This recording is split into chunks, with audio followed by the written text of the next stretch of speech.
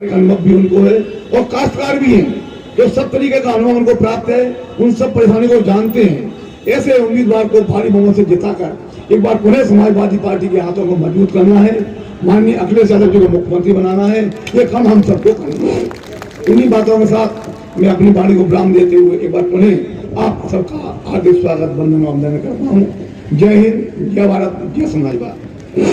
बहुत बहुत धन्यवाद सम्मानित भाई सीताराम जी शर्मा, आपका बहुत बहुत धन्यवाद। सभी आगंतुक महानुभावों से मेरा अनुरोध है, जो भाई जो सामने खड़े आप आए और कुर्सी ग्रहण करें।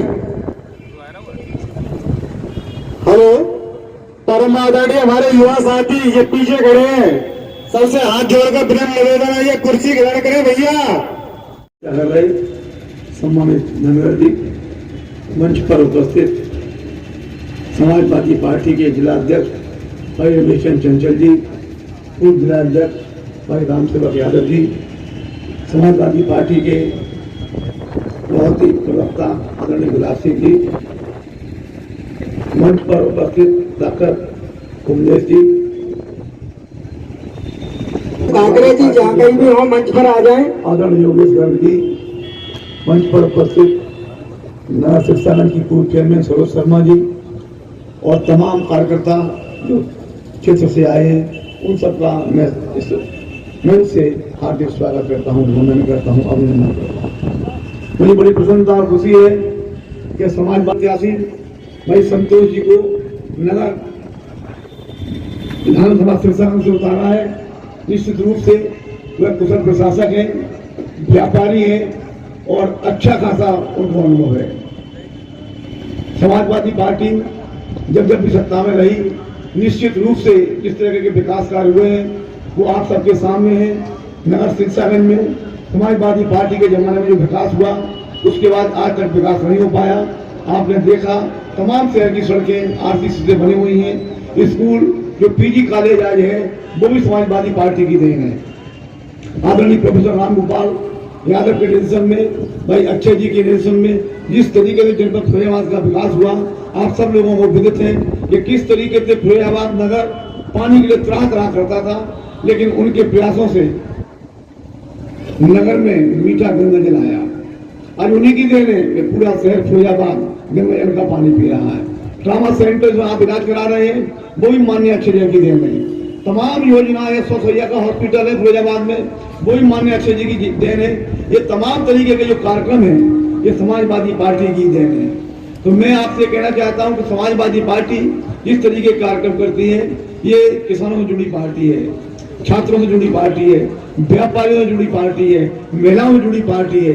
ये जो नेता है वो धरती के नेता हैं, इनको हर चीज मालूम है किस तरीके से क्या होता है। ये जो जब पार्टी सत्ता में आ जाती है तो वो उन्हीं चीजों को लेकर उन कार्यक्रमों को चलाते हैं। तो निश्चित रूप से जब समाजवादी पार्टी सत्ता में आती है तो छात्रों का लाभ होता है, किसानों का लाभ होता है, व्यापारियों का लाभ होता है।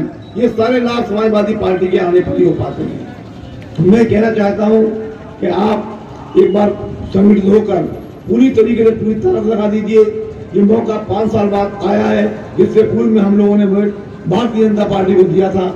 जिन लोगों ने भारतीय जनता पार्टी को वोट दिया उनको पता है कितने झूठे वादे हुए, उनमें से जुमलेबाजी सरकार कही जा रही है। हम और आप देख रहे हैं कोई भी सुविधा हम अजीब भाई, पूर्व विधायक भाई, पूर्व जिलाध्यक्ष, आपसे हमारा अनुरोध है आप मंच पर आ जाएं। आइए आइए सर। मैं उनका भी तहे दिल से हार्दिक स्वागत करता हूँ, वंदन करता हूँ, अभिनंदन करता हूँ। ये वो लोग हैं जो धरती से जुड़े हैं, जिन्होंने संघर्ष किया पार्टी के लिए और संघर्ष करके आज इस स्थान पे हैं। तो आप देख रहे हैं कि तमाम तरह की परेशानी क्षेत्र में आई, सुनामी चली, डेंगू ने पूरा क्षेत्र खाली कर दिया। सरकार कहती है कि हम इलाज के लिए पैसा दे रहे हैं। कोरोना आया, किस तरीके की तकलीफें हुई, किस तरीके की परेशानी हुई, वो आप सब विदित हैं। डेंगू की वजह से पूरा क्षेत्र खाली हो गया। सरकार ने डीजल और पेट्रोल के दाम इतने बढ़ा दिए।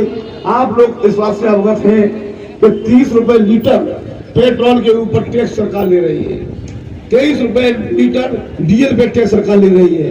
अगर हम 1 लीटर डीजल लेते हैं तो 23 रुपए सरकारी खाते में चला जाता है। एक पेट्रोल लेते हैं तो 30 रुपए सरकार में चला जाता है। किस तरीके से महंगाई धू करके उड़ रही है। सरसों का तेल 200 रुपए लीटर बिक रहा है। तो सरकार ये हमको जो दिखा रही है कि हम ये दे रहे हैं, हम वो दे रहे हैं, लेकिन हमारी जेबों पर डाका डाला जा रहा है। किस तरीके से डीजल और पेट्रोल के नाम पे अरबों रुपया उन्होंने इकट्ठा कर लिया है। वो डीजल पेट्रोल का पैसा हमारी जेबों से गया है, काश्तकारों की जेबों से गया, व्यापारियों की जेबों से गया, ट्रांसपोर्टरों की जेबों से गया। तो जो पैसा उन्होंने इकट्ठा कर लिया है उस पैसे को बांट कर दिखा रहे हैं, लेकिन पैसा तो हमारा ही है। अगर हमसे वो पैसा ना लिया जाता और सरकार पर कुछ कर दिखाती तो हम समझते कि वो कुछ कर रही है। सारा पैसा हमारी जेबों से बटोर के और हमको दिखा रही है कि हम मुफ्त में अनाज दे रहे हैं, मुफ्त में आपको साबुन दे रहे हैं, मुफ्त में फलानी चीज दे रहे हैं। आप देखिए किस तरीके से छात्रों के संग हो रहा है। कोरोना काल में जिन छात्रों को प्रमोट करके दिखा दिया, अब उन्होंने बीएड में सेकेंड ईयर की परीक्षा दी और अगर वो किसी विषय में फेल हो गए तो उनको दोनों फेल मान लिया गया है। तो ये जो कारीगरी हो रही है कागजों में, इसको हमको आपको समझना होगा किस तरीके से सरकार हमारे संग ये सारा कार्य कर रही है। और हमको निश्चित में सोचना पड़ेगा कि चूंकि ये सारा क्षेत्र किसानों का है, व्यापारियों का है, तमाम तरह की परेशानियों में व्यापारी जूझ रहा है। किस तरीके से नोटबंदी कर दी, लाइन में लोगों को लगा दिया, लोगों को पैसा नहीं मिला। उस नोटबंदी की लंबी लाइन में आपने देखा होगा कई महिलाएं जो गर्भवती थी उन्होंने बच्चों को जन्म दे दिया। तो इस तरह की लाइनें उन्होंने नोटबंदी में लगवा दी, जीएसटी लगाई। लोग व्यापारी उस भेद को नहीं समझ पाए थे कि भेद का टैक्स किस प्रकार से, तब तक जीएसटी आ गई और जीएसटी भी इन्होंने 1 जुलाई से लगाई। अब व्यापारियों को 3 साल बाद मालूम पड़ रहा है कि हमको सेल टैक्स के 2 किस्त कराने पड़ेंगे। एक 3 महीने का केस कराना पड़ेगा और एक 9 महीने का केस कराना पड़ेगा। इस तरीके से व्यापारियों को उत्पीड़न किया जा रहा है और व्यापारी बहुत परेशान है, सारे व्यापार चौपट है, किसान परेशान है। इन्होंने गायों पे और पशुओं पे रोक लगा दी। आप देख रहे हैं, मैं अपने पेट्रोल पंप तक जाता हूं तो मैं देखता हूं तमाम पशु रात को खेतों को खा जाते हैं। किसान बेचारा खड़ा रहता है, रात भर रक्षा करता है, उसके बावजूद भी उसकी फसल को ये आवारा पशु खा जाते हैं। तो इस तरह के निर्णय भारतीय जनता पार्टी ने ले रखे हैं। तो मेरा आप सबसे अनुरोध है कि समाजवादी की सरकार आपने देखी है किस तरीके से अखिलेश जी के निर्देशन में विकास कार्य हुए।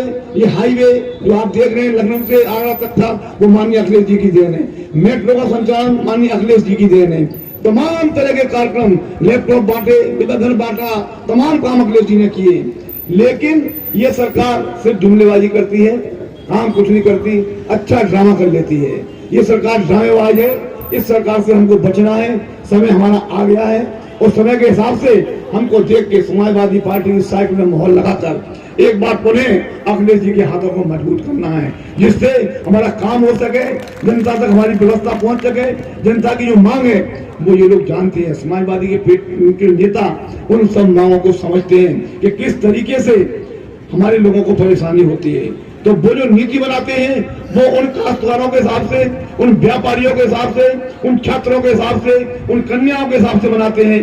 देखिए आप एक एम्बुलेंस चला दी, सब लोग